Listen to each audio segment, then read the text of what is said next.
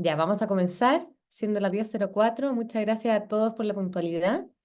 Vamos a dar inicio al nuevo webinar de BUC sobre la ley Karin y la prevención del acoso laboral, acoso sexual y violencia en el trabajo.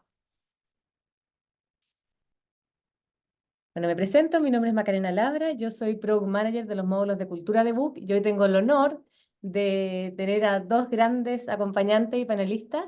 Francisca Yuneman, ella es abogada de profesión y presidenta de la Fundación Chile Mujeres. Bienvenida, Fran. Muchas gracias a ustedes por la invitación a conversar. El honor es mío estar contigo y con Jorge hoy día. Gracias, Fran. Y también tenemos a Jorge Arredondo, Pacheco en honor a su madre, socio y director del área laboral del estudio AZ. Bienvenido, Jorge. Gracias, gracias Macarena por esta nueva invitación y encuentro a conversar respecto a esta ley. Realmente es un agrado compartir con la Fran, hemos estado en otras instancias, pero primera vez aquí en una actividad de BUC, así que esperamos que efectivamente la información que entreguemos sirva a todos quienes se están conectando. De todas maneras. Les comento algunas cosas antes de partir con el webinar. Este webinar está siendo grabado y se va a compartir tanto el video como el material que nuestros panelistas han preparado, así que por supuesto que tienen que estar atentos, pero también les va a llegar por sus correos toda la información que estemos presentando. También los invito a hacer todas sus preguntas a través del chat. En honor al tiempo, creemos que va a ser difícil poder abordarlas todas, entonces el equipo de BUC va a estar recopilando las más repetitivas o reiterativas para poder abordarlas al final. Nos vamos a tomar los últimos 20 o 15 minutos para poder abordar la gran mayoría de las preguntas, ¿ya? Así que muy invitados a que estén súper activos haciendo preguntas, comentarios, etcétera. ¿Qué es lo que vamos a ver hoy día? Como dijimos, vamos a abordar lo relacionado a la ICARIN, que es prevención del acoso laboral, sexual y violencia en el trabajo. Vamos a abordar entonces el contexto, cómo nos enfrentamos a esta nueva ley, la descripción y alcance de lo que significa la ley ICARIN. Vamos a mostrar también un nuevo producto, bueno, ya no está nuevo, lo lanzamos en septiembre del año pasado, que tenemos desde BUC un nuevo canal de denuncia. Y esto también, en el fondo, como contexto, BUC, el propósito que tiene es buscar, o sea, desarrollar lugares de trabajo más felices, ¿ya? Pero sabemos que una parte fundamental para lograr eso es lograr organizaciones seguras y transparentes. Y en búsqueda de eso es donde nosotros dijimos, bueno, ¿cómo podemos ayudar a apalancar a que las empresas logren esto? Desarrollemos un canal de denuncia que permita ofrecerlo a que los colaboradores, y en este caso nuestro canal de denuncia no es exclusivo para los colaboradores, sí es uno de ellos, sino que para toda la comunidad o personas relacionadas a la empresa, llámese clientes, proveedores, contratistas, directores, etcétera. Entonces, encantados de que también pueden mostrárselo para que ustedes también lo puedan incluir dentro de su gama. Y por último, como ya lo había dicho, la oportunidad de poder revisar todas las preguntas y resolverlas aquí entre la Fran, Jorge y yo. Ya, Fran, te doy el pase. Vamos a comenzar el punto 1, ¿cómo nos enfrentamos a esta nueva ley? Bueno, saludarlas y saludarlos nuevamente a todos quienes nos acompañan hoy día. Mi presentación es bastante explícita en cuanto que quise, como pregunté a BUC, y les van a pasar después la presentación, no solamente el webinar mismo, quise dejar de forma escrita, de forma muy precisa, varios conceptos, tanto de la ley misma, de lo que establece el Código del Trabajo, como ciertos casos y ejemplos de acoso laboral y sexual que acaban de salir en la suceso. Yo voy a poner el cronómetro porque le prometí a la Maca que no me iba a pasar del tiempo, así que lo puse. Bueno, ¿qué es el acoso sexual? Cuando nosotros estamos en derecho, estamos en temas legales, es demasiado importante comprender las definiciones, porque en las definiciones están los principios y están los elementos de aquellas cosas que constituyen actos que tienen efectos cierto ante la ley. Entonces, el acoso sexual es decir que una persona realiza en forma indebida por cualquier medio requerimientos de carácter sexual no consentidos por quien los recibe y que amenace o perjudique su situación laboral o su oportunidad de empleo. O sea, acá tenemos una ausencia de consentimiento, tenemos requerimientos de carácter sexual no consentidos y que tienen como consecuencia que amenacen o perjudiquen su situación laboral o su oportunidad de empleo. El acoso laboral, que esto es lo que más incertidumbre está produciendo, ¿cierto? Porque esta ley homologa el acoso laboral al acoso sexual. Antes nuestro Código del Trabajo tenía el acoso sexual en un nivel más elevado, con una mayor regulación, y ahora los homologa, los deja exactamente con el mismo nivel de regulación, y sale que toda conducta constitutiva de agresión u hostigamientos ejercida por el empleador o por uno o más trabajadores en contra de otro u otros trabajadores por cualquier medio, ya sea que se manifieste una sola vez o de manera reiterada, y que tenga como resultado para él o los afectados su menoscabo, maltrato, humillación, o bien amenaza o perjudique su situación laboral o sus oportunidades de empleo. Por lo tanto, acá nuevamente tenemos que tiene que tener consecuencias estos actos de agresión u hostigamiento. O sea, la agresión o hostigamiento, por supuesto, van a producir consecuencias negativas. Violencia en los lugares de trabajo, esto es una figura nueva, se toma el convenio 190 de la OIT, no existía en nuestra legislación laboral, y acá esta figura lo que hace es que las organizaciones también se van a tener que hacer cargo por actos de personas que no son parte de la organización. Entonces, la violencia en el trabajo ejercida por terceros ajenos a la relación laboral la constituyen las conductas que afecten a las trabajadoras y a los trabajadores con ocasión de la presentación de servicio por parte de clientes, proveedores, usuarios, entre otros, ¿ya? Y uno acá se pregunta, bueno, ¿por qué la empresa se va a tener que hacer cargo y asumir ciertas responsabilidades o ayuda a las personas cuando son actos de terceros? Y esto porque a veces hay políticas de la organización, o incluso a veces actos que no son de política, pero que te llevan a ciertos problemas de violencia en el trabajo por el ejercicio de tus funciones. O sea, esto no es por cualquier cosa. Acá la ley es precisa y dice con ocasión de la prestación de servicio. Por ejemplo, un cliente que se violenta por una política de la organización a la persona que está en la mesa, que está ahí en el mesón, por una política que a lo mejor estableció una gerencia y que esa persona no tiene ni una responsabilidad y que a veces son injustas, o bien hay gente que es violenta no necesariamente por una política injusta. Luego, ejemplos de acto constitutivo del acoso sexual, y esto también quise dejárselo, acá están todas, se los puse todo, porque ha habido bastante mala información con respecto a los actos que dicen que la ley establece que son actos de acoso sexual, acoso laboral o violencia en los lugares de trabajo. Lo que establece la ley son las definiciones que yo le acabo de decir. Eso es lo único, la ley no pone en ningún caso. Estas 18 actos que según la ley son constitutivos de acoso laboral, que ha salido en distintos medios de comunicación, eso fue una opinión de un académico, no sé lo que establece la ley, por eso la precisión de esta presentación.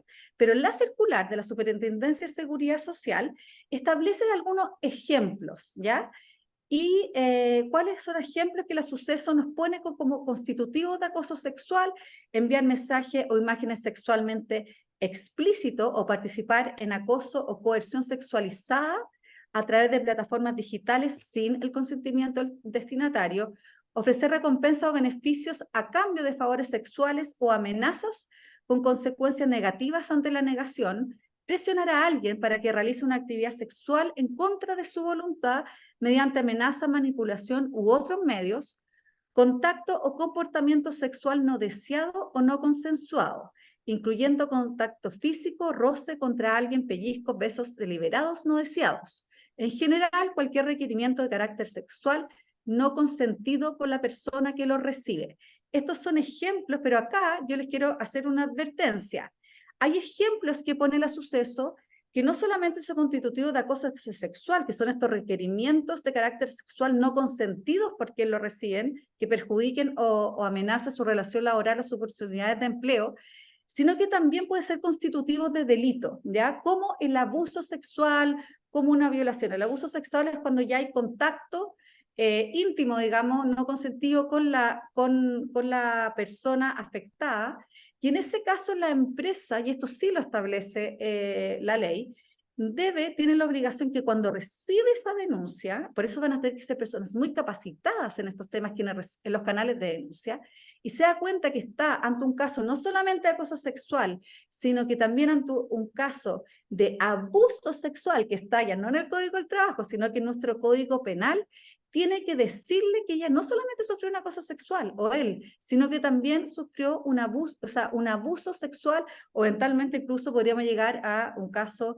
tan grave y tan extremo como una violación, y las empresas se lo van a tener que comunicar, o sea, van a tener que saber la diferencia entre delitos y acoso sexual. Sigamos, Maca. Ahora, otro ejemplo constitutivo de acoso laboral, y acá la circular te da 10 ejemplos de qué actos constituirían acoso laboral. Insisto, son ejemplos, no están en la ley, están en una circular de la Superintendencia de Seguridad Social y no son taxativos, es decir, pueden haber otros casos que sí constituyan.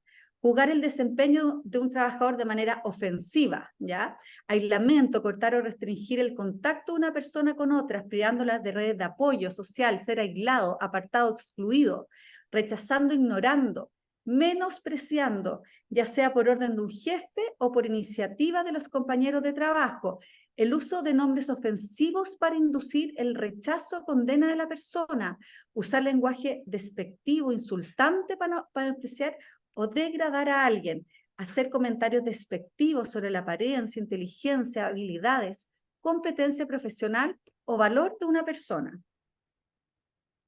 También son ejemplos constitutivos de acoso laboral, de acuerdo a esta circular de la Suceso, obligar a una trabajadora o un trabajador a permanecer sin tareas que realizar o obligarla a realizar tareas que no tienen que ver con su perfil profesional, pero con el objetivo de denigrarlo o menospreciarlo. No es asignar tareas diferentes porque sí, tiene el objetivo de denigrar o menospreciar, expresar intenciones de dañar o intimidar a alguien verbalmente, enviar mensajes amenazantes, abusivos o despectivos por correo electrónico, redes sociales o mensajes de texto. Hacer comentarios despreciativos de otro referido a cualquier característica personal como género, etnia, origen social, vestimenta o características corporales. En general, cualquier agresión o hostigamiento que tenga como resultado el menoscabo, maltrato, humillación o que amenace o perjudique la situación laboral o las oportunidades de empleo, volviendo acá a los sucesos a poner la definición. Ahora, como acto constitutivo de violencia en los lugares de trabajo, como ejemplo, la Superintendencia de la Seguridad Social señala grito amenaza, uso de garabato, palabra ofensiva por estos clientes, usuarios, proveedores, ¿cierto?, que van a relacionarse con las personas de la organización, golpes, zamarreos, puñetazos, patadas o bofetadas, conductas que amenacen o resulten lesiones físicas, daños materiales en los entornos laborales, utilizando por las personas trabajadoras su potencial muerte, robo, asalto en los lugares de trabajo, obviamente por el impacto y el daño psicológico que esto puede producir en que la empresa va a tener que ayudar, apoyar a esa persona por haber sufrido estos actos violentos mientras está en ejercicios de sus funciones.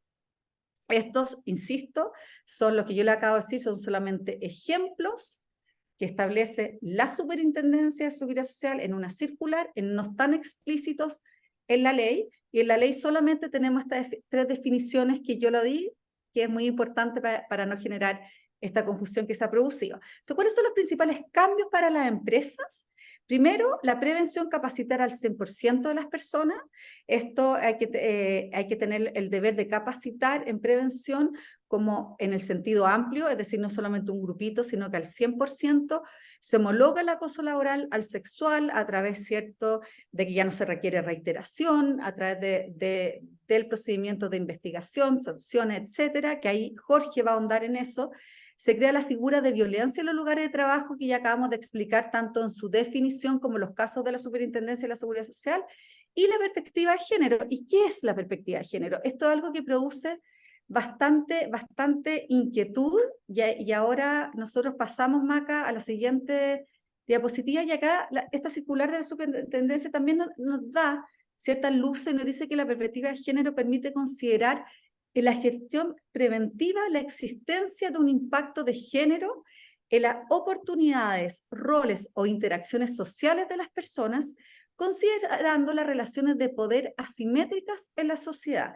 Nosotros entendemos que debe, si bien la ley misma establece que debe haber perspectiva de género en algunos procesos, en algunas instancias del acoso laboral, sexual o violencia en los lugares de trabajo, nosotros entendemos que debe interpretarse en un sentido amplio, es decir, que la perspectiva de género, es decir, que el género de una persona no es inocuo, sino que produce y tiene consecuencias, ¿cierto? Los derechos, oportunidades, roles o interacciones que se van produciendo por estas relaciones asimétricas que existen, y debe entenderse que debe estar presente en todo, el protocolo, las capacitaciones, la gestión preventiva, la medida inmediata, los procesos de investigación, las sanciones, y ahora les voy a mostrar algunos ejemplos que nosotros como Chile Mujeres creemos que sería perspectiva de género. Por ejemplo, ¿cómo una capacitación podría tener perspectiva de género?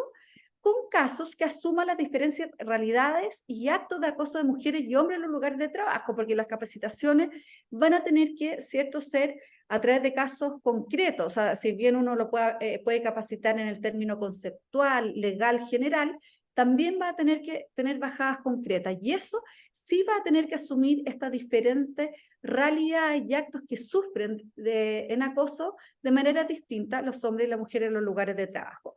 Canales de denuncia.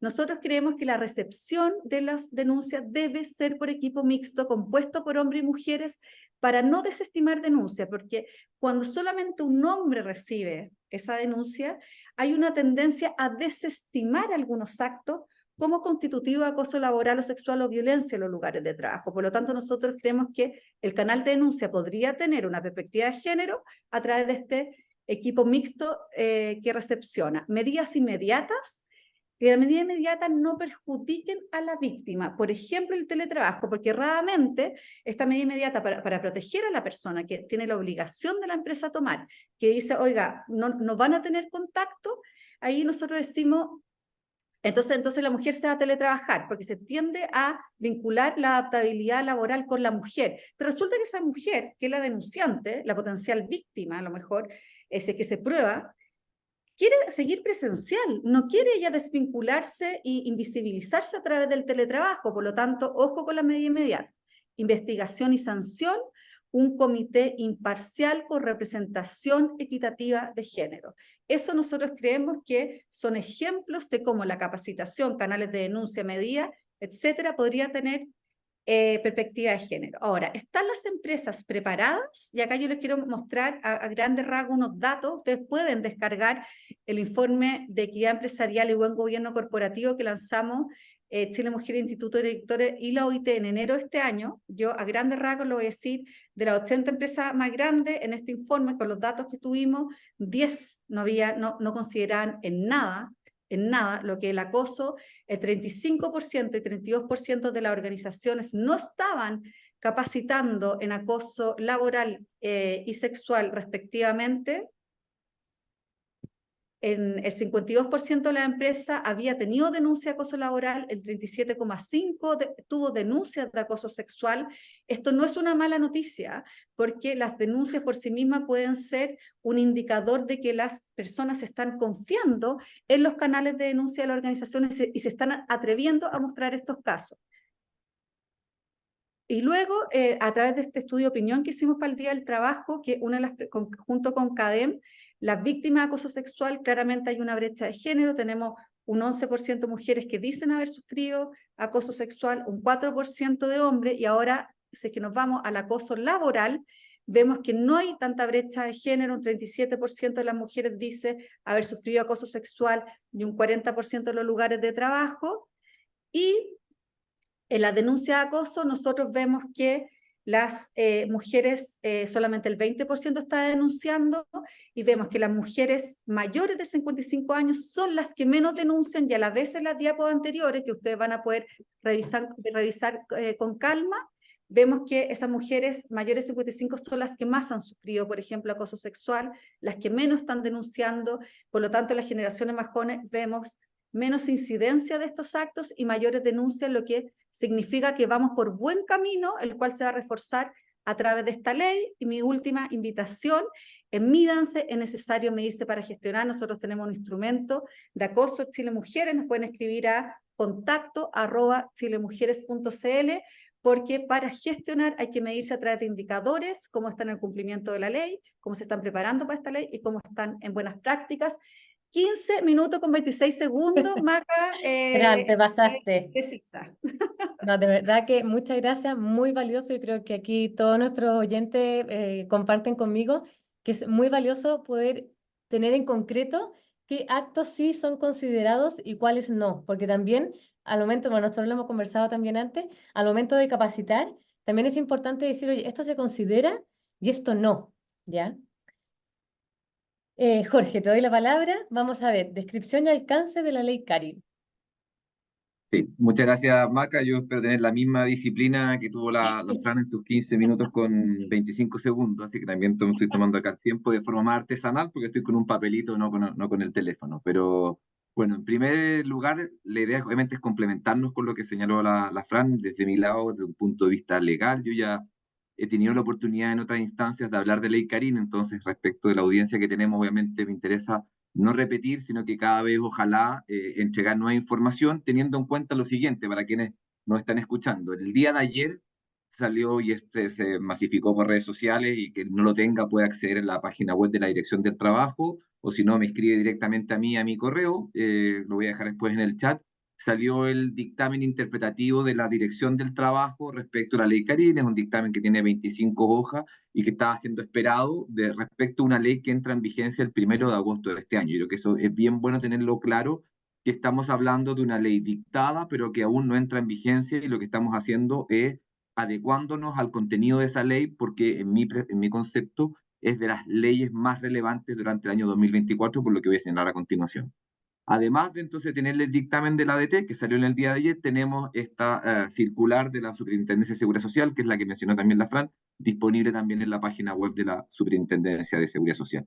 ¿Por qué yo digo, y es lo que he señalado siempre, que creo que ley Carín es la ley más relevante del año 2024, en un contexto que tenemos ley de conciliación de vida laboral y familiar en enero, ley de 40 horas en abril, ley Carín en agosto y ley de responsabilidad penal persona jurídica en septiembre?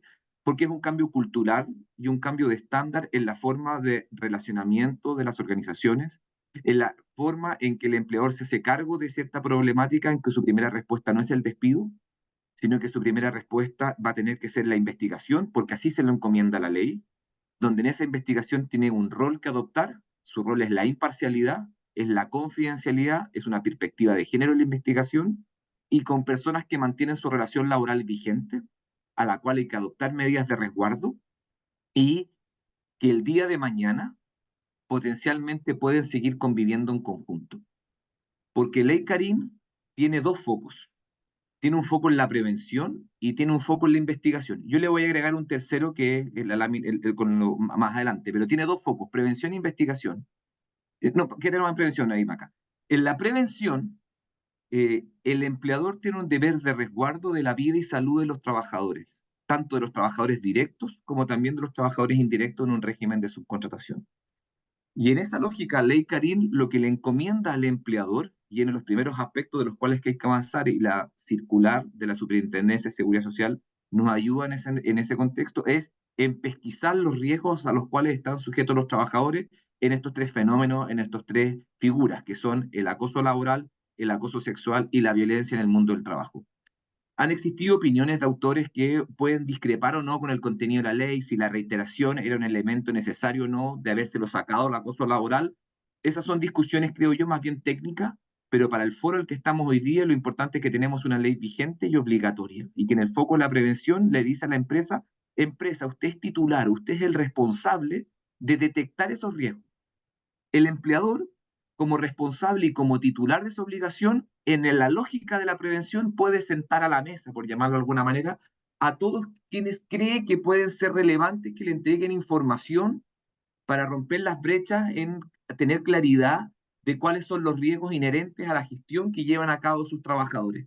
Puede eventualmente tener reuniones, por ejemplo, con sus organizaciones sindicales, puede eventualmente solicitar reunión al comité paritario, puede asesorarse con terceros, pero el titular y el responsable en la gestión es el empleador, en identificar esos riesgos, evaluarlos, no solamente detectarlos, luego prevenirlos, ver cuáles son las medidas de mitigación para que ojalá esos riesgos en estos tres fenómenos, acoso laboral, acoso sexual y violencia en el mundo del trabajo, no ocurran. Tiene un deber de luego de proporcionar esta información a sus trabajadores. No sirve de nada que esta información esté piramidalmente concentrada en el núcleo empresarial y no baje a sus trabajadores que les permitan adoptar las medidas de resguardo en lógica de acoso laboral, acoso sexual y violencia en el mundo del trabajo, y tiene una obligación de semestralmente dar a conocer cuáles son los canales de denuncia que tienen los trabajadores cuando están frente a fenómenos de acoso laboral, acoso sexual o violencia en el mundo del trabajo. En acoso laboral y en acoso sexual, quienes pueden ser, en primer término, ya la Fran puso las definiciones, pueden ser de carácter horizontal o vertical, pueden ser entre compañeros de trabajo o con un cargo de jefatura, puede ser del mismo género o de distinto género, y en ambos casos, y a mí lo que me parece relevante, es que la consideración de haber estado expuesto a una situación de acoso laboral, acoso sexual o violencia en el mundo del trabajo es en el sujeto receptor de la situación. No es en la intención eventualmente positiva de quien efectuó el acto, el comentario, porque quien va a hacer la denuncia, y dice la ley, le otorga esa calidad al afectado.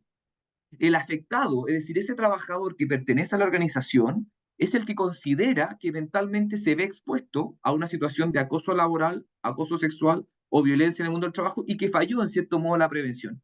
Si eso pasa, y si podemos, Maca, perdón, pasar al siguiente punteo, si eso ocurre, si eso ocurre, si ese trabajador considera que se vio expuesto a una situación de acoso laboral, acoso sexual o violencia en el mundo del trabajo, puede interponer una denuncia, donde empezamos ya con ciertas modificaciones respecto de la realidad actual, porque en la realidad actual nosotros tenemos una definición de acoso laboral, tenemos una definición de acoso sexual y no teníamos una definición de violencia en el mundo del trabajo. En el acoso laboral teníamos una definición de lo que era, no teníamos un mecanismo de investigación en la ley y teníamos que establecido que era una causal terminación del contrato sin derecho a indemnización. En el acoso sexual teníamos una definición, teníamos un mecanismo de investigación y tenemos una forma de terminación del contrato de trabajo. Lo que hace Ley Carín es homologar las formas de investigación que la ley se la encomienda al empleador o eventualmente a la inspección del trabajo, si el trabajador recurre a esa instancia, para que ese empleador inicie un proceso de investigación. Yo quiero ser claro en este punto. La ley no busca, y perdón que lo ponga en estos términos, no busca la satisfacción de los involucrados en un proceso de investigación, en darle en cierto modo la satisfacción al denunciante o al denunciado respecto de la conclusión a la cual llega o a la medida a adoptar. La ley le encomienda que el denunciante interpuesta la acción, el dueño de ese proceso es el empleador, que deberá adoptar medidas de resguardo y deberá llevar a cabo la investigación en un periodo de tiempo y deberá contar con personal idóneo para hacer esa investigación, pero no busca la satisfacción de los involucrados.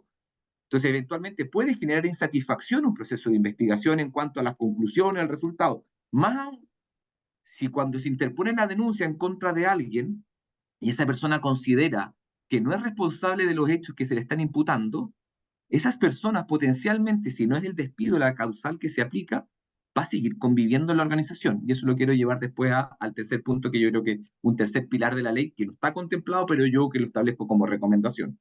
Entonces, desde la investigación, lo que cambia es que se admite que la denuncia sea verbal.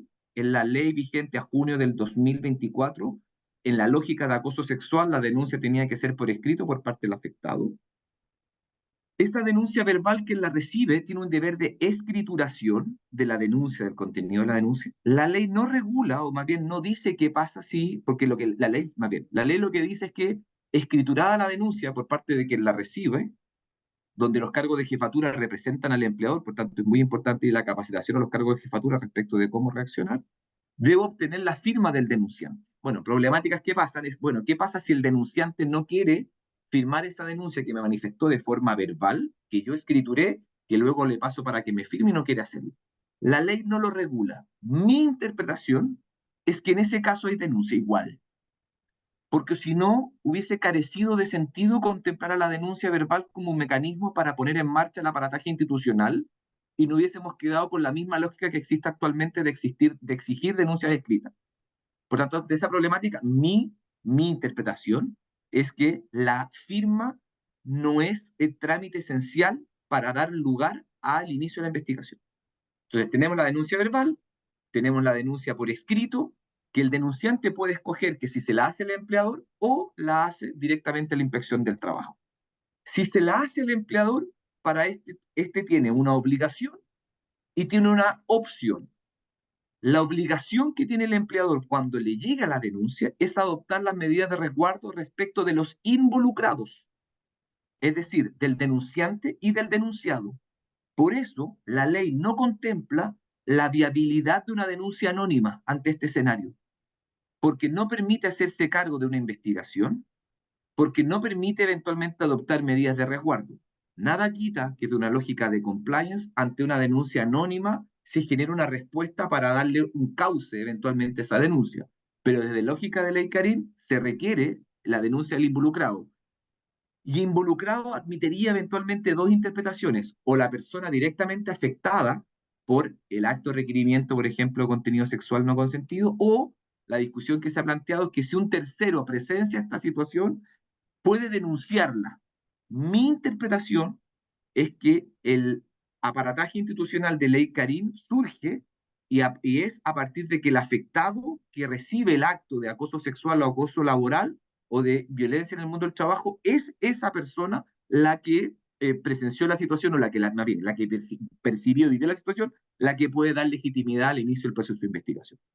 Entonces, el empleador, deberes de resguardo de los involucrados, no de solo una de las partes.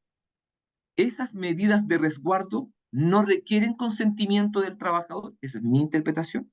La ley le encomienda ese rol al empleador y en virtud de las facultades de administración, de dirección y gestión, esa facultad de mando, entonces, le otorga que esas medidas de resguardo que la ley no las expresa todas, da un abanico de posibilidades, separación de los puestos de trabajo, de los turnos, no requeriría, en mi concepto, consentimiento porque es en ejercicio de una facultad mayor y de un deber de protección. eh, Mi interpretación también, de ahí podemos de, eventualmente disentir, es que la dirección del trabajo carecería de facultades para analizar la proporcionalidad de la medida de resguardo, sino que más bien sus facultades son de un control formal, es decir, si las medidas de resguardo se adoptaron por parte del empleador dentro de los 3 primeros días. Entonces, eso es lo obligatorio, medidas de resguardo. E incluso se innova porque una medida, y que yo creo que no es de resguardo desde el punto de vista de los involucrados, una medida de resguardo es derivación a la respectiva mutualidad para una terapia preventiva en materia de protección de la integridad psíquica. Entonces, eso es lo obligatorio, medidas de resguardo. Y desde lo opcional, una vez interpuesta la denuncia, el empleador puede decidir si investiga directamente o si remite los antecedentes a la inspección para que éste investigue. Si decide investigar directamente, el empleador debe designar a personas idóneas para que lleven a cabo este proceso de investigación. ¿Idóneas en qué sentido? En lógica de perspectiva de género, en temáticas de acoso o de derechos fundamentales. El dictamen de la ADT viene a clarificar cuestiones que por lo menos para mí eran claras, pero creo que es bueno que queden obviamente en el papel y consolidadas. Había existido cierta discusión de si el empleador podía externalizar en un tercero ajeno a la organización empresarial el proceso de investigación. Porque ¿cuál era la discusión ahí? Si eventualmente de cara al denunciado podía existir una violación a un derecho fundamental, por ejemplo, la vida privada, que con situaciones propias del entorno laboral llegaran a conocimiento de un tercero que no forma la parte de la empresa. Otra tesis, dentro de la que yo sustento, es que si la ley me habla de idoneidad del investigador y esa idoneidad no está al interior de la organización y además las conclusiones jurídicas a las cuales arriba ese investigador tiene una relevancia fundamental de cara a un potencial juicio, entonces es viable que la empresa lo externalice. La ADT ya dejó claro eso en su dictamen de ayer y permite la asistencia técnica por parte de un tercero que va a tener las mismas obligaciones que el empleador. Confidencialidad, celeridad, presunción de inocencia, respecto a las personas que están involucradas en el proceso. Cuando lleva a cabo la empleadora la investigación, debe hacerlo además en un plazo de 30 días. La ley no admite excepción en ese sentido, entonces puede poner problemáticas, puede ser que el trabajador denunciante o el denunciado esté, por ejemplo, con licencia médica, se vaya a vacaciones. La ley no establece un periodo de suspensión del proceso de investigación, así que yo creería que hay que cumplir con ese plazo, porque la ley es bien taxativa en eso, y luego de esas conclusiones, esa investigación, se derivan a conclusiones y el empleador debe remitir esas conclusiones a la inspección su dictamen ayer es claro, es no para hacer un control formal de la investigación, no para hacer un control de fondo de la investigación, porque la inspección no la hizo, sino que más bien un control formal. Y tiene 30 días para arribar a esa conclusión, para dar sus opiniones la inspección. Si no dice nada, se entenderán como válidas las conclusiones a las cuales llegó el investigador que designó la empresa. De ahí entonces que yo sustento la tesis entonces, y me parece bien lo que dijo la DT ayer, de que admite la asistencia técnica a un tercero por la relevancia que tienen estas conclusiones. La ley no dice nada, entiendo que ya me estoy acercando hacia el final, Maca, la ley no dice nada respecto de los medios de prueba a los cuales puede recurrir el investigador, la forma de convicción del investigador, de cómo llega a sus conclusiones, el grado de participación de los involucrados, qué pasa si uno no quiere participar, no dice nada respecto del retracto de la denuncia, lo que nos obliga entonces a interiorizarnos en temáticas de perspectiva de género, de cómo el comportamiento humano y más bien con lógica perspectiva de género de comportamiento de situaciones de mujeres que, por ejemplo, vivieron situaciones de acoso sexual, si el retracto, por ejemplo, puede ser indiciario de la ocurrencia del hecho, o si el retracto es una forma de terminación de un proceso, la ley no dice nada al respecto. Por ello, teniendo claro estas dos bases en las cuales está estructurada la ley Karin, prevención y por otro lado investigación, y con esto yo termino, Maca, si me pasé la segunda, yo creo que la gran recomendación si estamos aquí con personas que lideran equipos de recursos humanos, es que como nunca, y por eso esto es un cambio de paradigma, las investigaciones internas implican una forma de resolución de conflictos al interior de las organizaciones, en interiorizarnos de temas que anteriormente quizás se escondían bajo la alfombra. Y cuando yo hago de gobernanza, que es un tema que no está en la ley, sino que es mi recomendación más bien técnica, es que esto implica que las empresas estén preparadas, uno, con lo que hablaba la Fran, de tener implementado canales de denuncia, pero también de hacerse cargo de las secuelas que deja establecido un proceso de investigación. Porque puede ser que los intervinientes no queden satisfechos con las conclusiones a las cuales se arriben, no queden satisfechos con las medidas que se apliquen. Yo voy a estar conviviendo en un entorno laboral con un cumplimiento de metas, de objetivos, con un relacionamiento entre los involucrados del cual me tengo que hacer cargo. Entonces, cuando yo hago de la gobernanza, estoy pensando en no solamente en quién recibe la denuncia, quién adopta las medidas de resguardo, quiénes integran ese comité, si hay perspectiva de género en ese comité o no, si el cargo de jefatura va a estar dentro de ese comité que tome las medidas de resguardo, cómo se dictamina si se hace internamente la investigación o se externaliza, sino que es quién va a administrar, una vez concluido el proceso de investigación, la información que se recabó en este proceso. Porque como nunca implica hacerme cargo de cuestiones que potencialmente antes no hacía.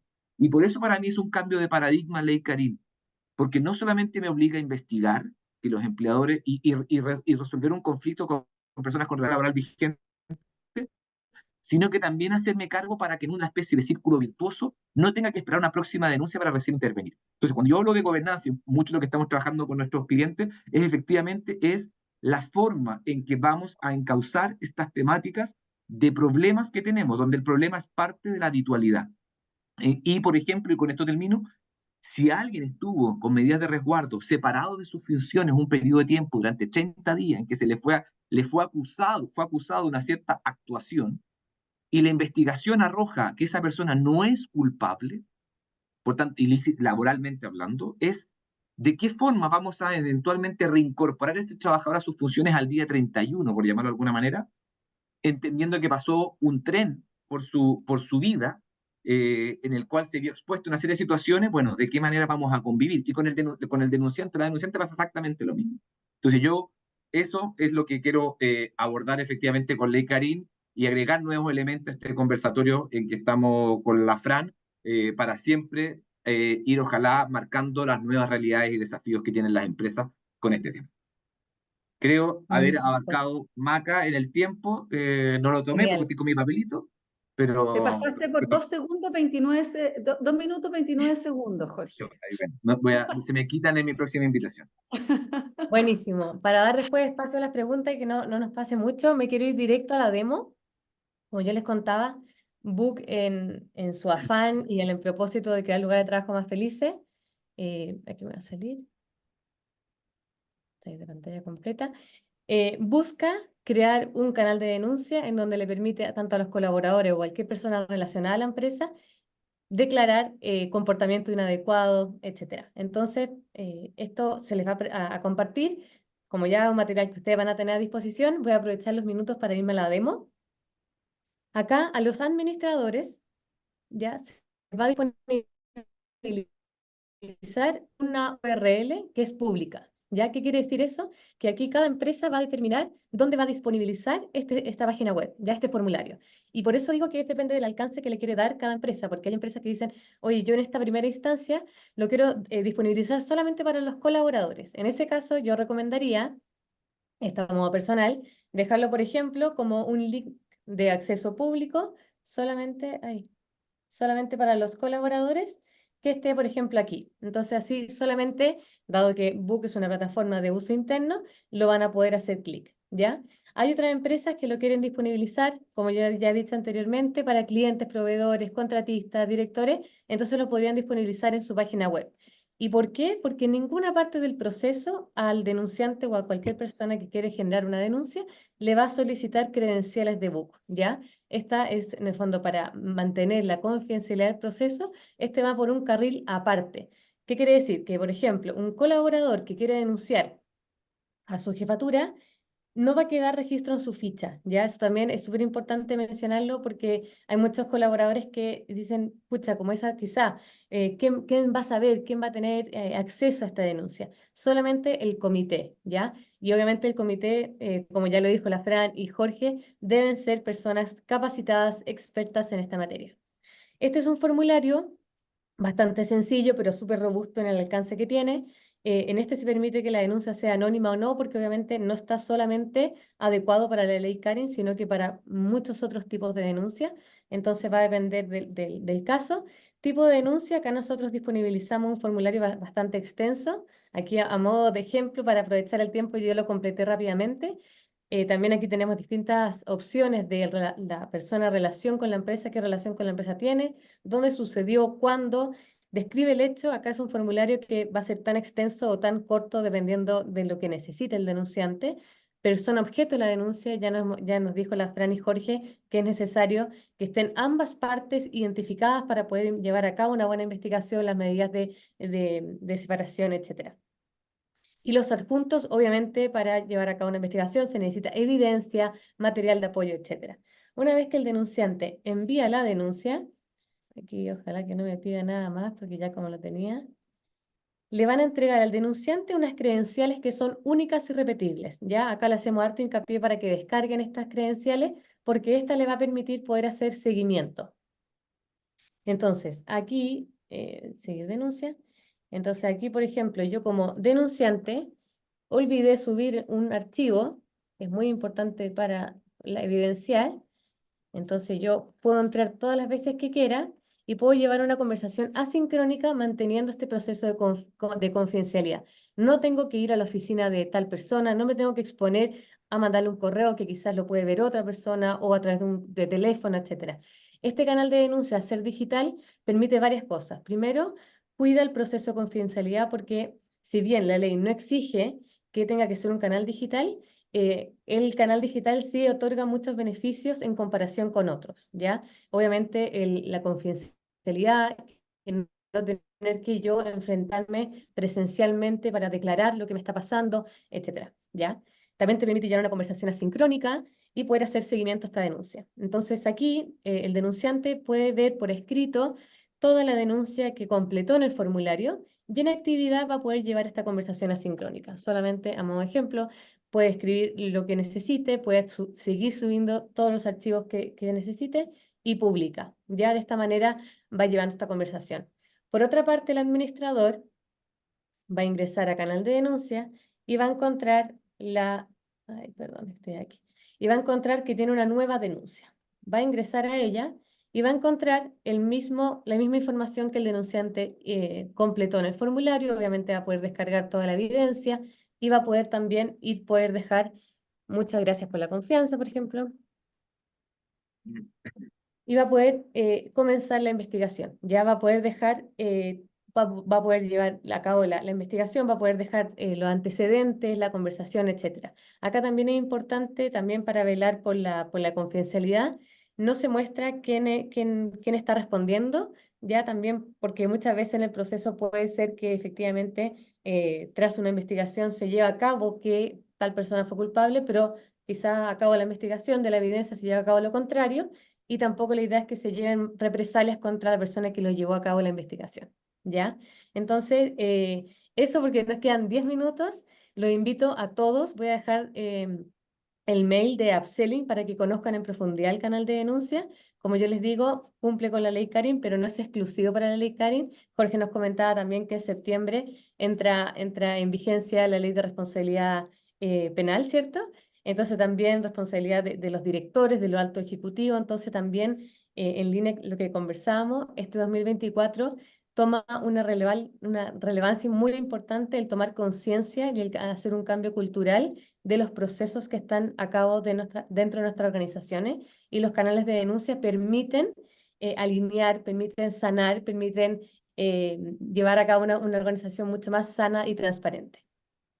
Así que eso, voy a empezar a leer las preguntas. Un segundito. Si la víctima, aquí Fran y Jorge, aquí ustedes libremente, micrófono abierto, si la víctima no quiere denunciar, ¿la puede hacer un testigo? Aquí vimos lo que decía Jorge, que en primera instancia no, ¿cierto? Aquí ustedes me confirman. Mi interpretación es que el titular para hacerlo es el afectado, y el afectado, dado que son comportamientos en el acoso laboral no consentido porque él lo recibe, y en el acoso laboral también tiene un componente subjetivo, mi interpretación es que desde el punto de vista de la activación de ley Karin, quizás no de otro tipo de análisis de clima laboral y cosas por el estilo, pero de activación de ley Karin y de garantía para los involucrados, requiere que la denuncia sea interpuesta directamente por la persona afectada y no por un tercero. Súper. Otra Maca, pregunta para... Sí, No sé cómo lo veis a tú, mí me Fran.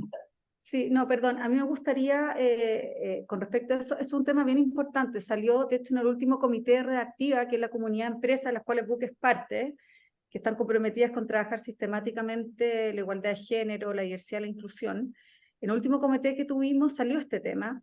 Y lo que, claro, lo que dice Jorge conversa con lo que son en general los delitos como de acción privada, ¿ya? Es decir, estos no son delitos, dejémoslo claro, pero conversa como con ese espíritu de la legislación en general, que son temas tan privados que se les deja a las personas. Pero lo que están haciendo a empresas cuando se enteran por testigo es que igual toman acciones, no activan lo que es el proceso mismo de investigación y sanción, porque eso sí requiere la denuncia de la persona, pero sí toman las medidas de prevención, de capacitación, de hablar con las personas, si es que, sobre todo, para medir el ambiente laboral, etc. O sea, no es que la empresa se quede paralizada, respeta la decisión de esa persona, pero sí toma medidas para que, fuera del proceso de acoso laboral, sexual o violencia en lugar de trabajo, debería ser lugares de trabajo, si esas conductas no se vuelvan a producir.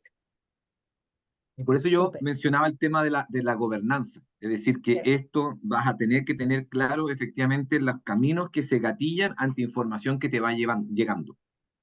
Porque lo que hablamos ahora es ley Karin, plazos, procedimientos, sanciones, deber de información en la ADT, pero es ley Karin con derechos y deberes para las partes. Pero por eso creo que la gobernanza es una cuestión mayor que no solamente hizo relación con ley Karin, sino que con la forma de gestión de información que te llega a la institución. Así es. Súper. Lo otro en relación a las capacitaciones, ¿quién debiese capacitar al equipo que va a llevar a cabo la investigación, al comité?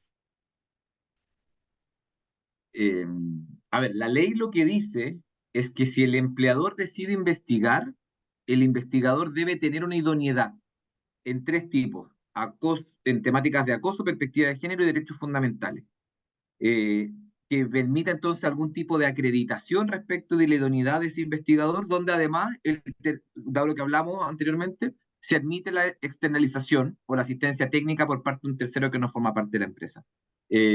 Por tanto, claro, no es que yo vería poco probable que sea el empleador directamente el que capacite, salvo que sea una empresa efectivamente que se dedique a ese rubro, sino que más bien va a tener que recurrir a una expertise que otorgan universidades o centros de estudio en estas tres temáticas, en perspectiva de género, acoso y derechos fundamentales. Ya, pero igual ahí tenemos un desafío como sociedad porque todas las empresas que tienen, o sea, tienen la obligación de tener comité, a no ser que lo externalicen, a cómo no ser esas que lo personas, me sigan. imagino que es la duda que tienen todos los que Bueno, nos a ver, oyen. yo no sé si Claro, puedo pasar ¿cómo? el dato, pero bueno, si lo paso y no se podía, me censuran. Por ejemplo, dos abogadas Sí, de mi equipo están haciendo un curso en la Universidad Adolfo Ibáñez, así para hacer un ratito ahí, que se llama Género y Derecho, a propósito de temáticas de perspectiva de género. En temas de se tienen que derechos, formar. sí, claro, sí, Sí, obviamente, sí, para tener la idoneidad es porque tienes un perfeccionamiento previo para tener esa idoneidad, o porque tu currículum ha llevado que tu carrera efectivamente tienes cursos con acreditación. Por eso yo creo que por eso para la externalización era bien relevante, porque puede ser que muchas empresas su core no sea y no tengan expertise. Y ojo, esto le aplica a todas las empresas y de todas las sí, industrias. Por tanto, da lo mismo el tamaño. Entonces puede ser que no tengas la expertise adentro, porque efectivamente tu estructura administrativa es muy pequeña. Entonces, por eso el tema de la exacto. externalización era bien relevante, porque es un mecanismo de respuesta ante una necesidad. No sé Sí, si también justo Chile ahí Mujeres Madeline puede nos capacitar en dice, tema de perspectiva de género. Sí, sí, yo creo que hay que distinguir también que, o sea, no solamente tienen que ser personas, organizaciones expertas, yo creo que eso es clave, eh, pero sino que también hay distintas capacitaciones según a quién tienes que capacitar en la organización. O sea, hay que capacitar desde el directorio, la gerencia de primera línea, de una forma totalmente distinta a lo que son las personas de la organización en general. Hay que capacitar a las personas que van a estar recibiendo esta denuncia, tratando esta denuncia, viendo si se abre la investigación para que cumplan con todas las exigencias legales. Estamos a la espera también, y eso también es importante para quienes nos acompañan hoy día. Falta todavía un poco de regulación porque aún no sale el reglamento del Ministerio del Trabajo que va a establecer más precisiones aún, sobre todo con lo que concierne a la investigación. Entonces ahí también tenemos una patita pendiente que no lo podemos exponer todavía con Jorge acá porque no está el reglamento. Y eso también va a precisar aún más. Pero primero, no son las mismas capacitaciones para todas las personas. Hay personas que son responsables y hay otras personas que y también hay que a todas capacitarla en el tema legal, que es sumamente importante, que todas las personas manejen ciertos conceptos legales y también capacitarlas en cuanto a la cultura que va más allá de lo que está establecido en el Código del Trabajo, que es una cultura de respeto. O sea, yo creo que las capacitaciones se tienen que marcar en el respeto hacia las personas de la organización, dentro de lo cual esta ley Karen cumple un rol, pero no es el único factor determinante en las relaciones de las personas. de todas maneras.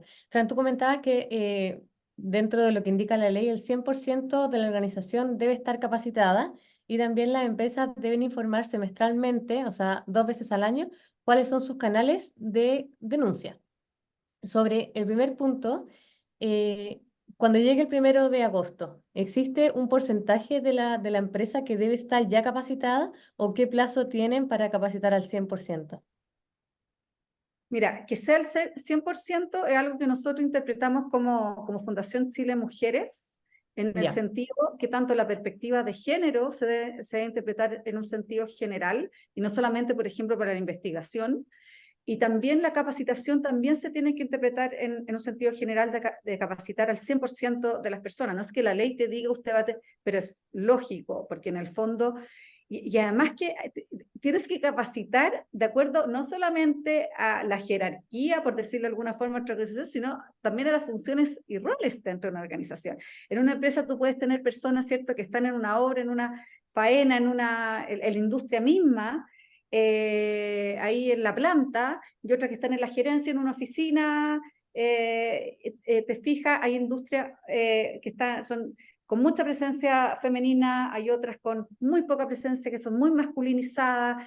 Entonces, hay que adecuar las capacitaciones mucho a la realidad del rubro y la realidad de las distintas personas y los roles que tienen en la organización.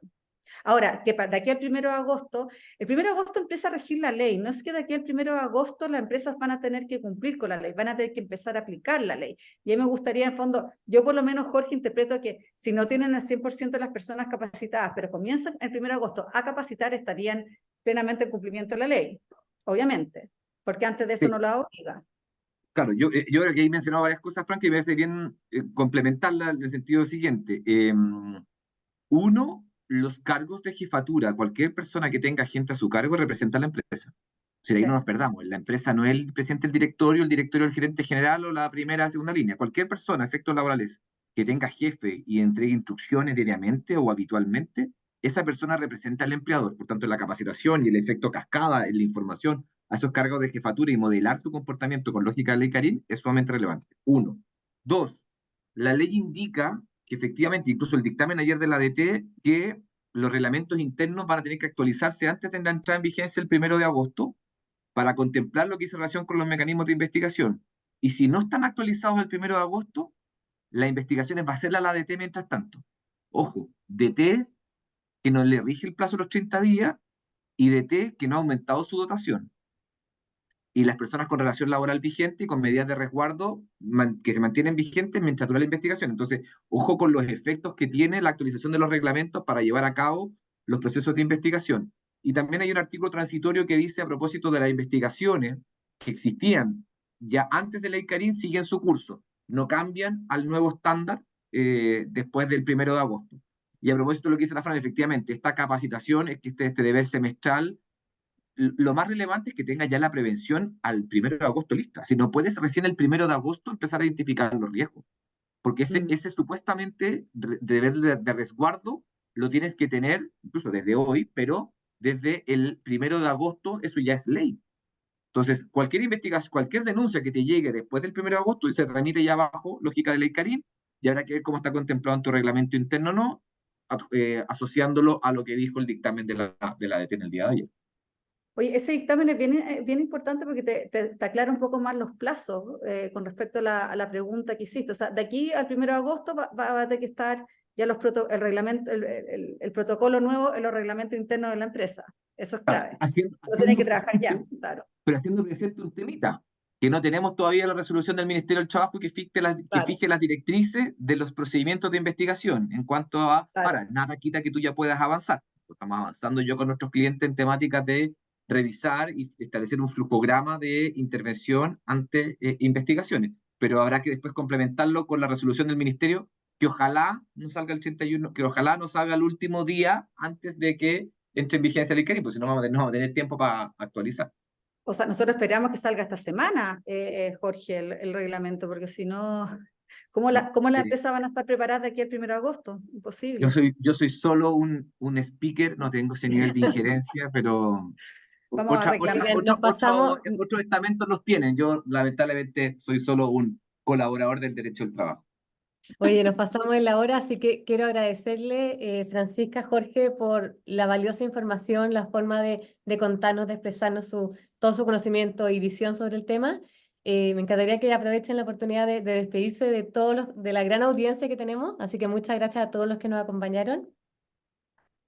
Que ya nos empezamos a despedir. Muchas gracias. Yo por mi lado, efectivamente, mencionar, porque leí por ahí el dictamen de la ADT es el 362/19, está publicado en la página web de la ADT, y ahí el dato eventualmente el que les interesa, yo en mi LinkedIn, que es Jorge Arredondo Pacheco, paso el dato, no tiene ningún costo ni nada por el estilo, obviamente, así que no hay comisión ni nada, publico varias cosas de índole laboral, por tanto ahí está disponible, obviamente, este webinar, pero noticias, la circular de la suceso, el dictamen de la ADT, disponible si alguien quisiera descargarlo, y otros news y temas laborales, ningún problema que quiera hacer los seguimientos por esa línea puede acceder a esta información. Y en la prevención, avanzar la prevención de aquí a agosto y en los mecanismos de investigación. Eso por mi lado y como cierre, y agradecer obviamente la invitación y compartir con la Fran en esta instancia. No, muchas gracias, Jorge, hasta yo también aprendí escuchándote. Maca, Book, muchas gracias por esta invitación. La verdad que estamos todos en un proceso, todos aprendiendo de forma continua. Está pendiente todavía este reglamento del ministerio, por lo tanto tampoco tenemos todos los elementos sobre la mesa todavía. Nosotros vamos a lanzar a finales de julio una guía para empresas justamente con todo, que va a reunir la ley, va a reunir la circular, va a reunir los dictámenes, va a reunir el reglamento de forma muy simple a través de preguntas y respuestas para que toda la empresa, cualquier persona de la organización la pueda entender a través de un checklist donde van a poder ver qué están cumpliendo, qué no están cumpliendo, con sugerencias, buenas prácticas, más allá de la ley que también se ajustan a lo que establece la OIT a través de este convenio. Y por mientras tenemos disponible este instrumento Chile Mujeres, como yo le contaba, Ahí nos pueden escribir, porque lo preguntaron varias veces en el chat, contacto@chilemujeres.cl, porque tú para poder gestionarlas mejor y poder adaptarte tienes que saber qué es lo que tienes bien, qué es lo que no tienes, qué es lo que tienes mal.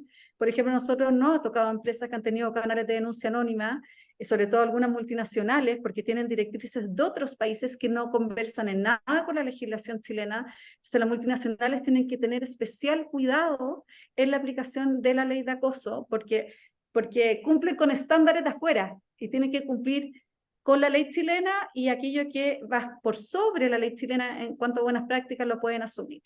Así es que eso son lo que nosotros podemos aportar como fundación. Les vamos a estar contando también el momento exacto de lanzamiento de esta guía como apoyo a todas las personas, insisto, de manera muy simple, para que nadie se quede fuera de esta nueva cultura de respeto a la cual la ley Karin aporta. Ya se pasaron. Muchas gracias a a las personas que nos acompañaron. Tremenda participación. Como siempre, un honor.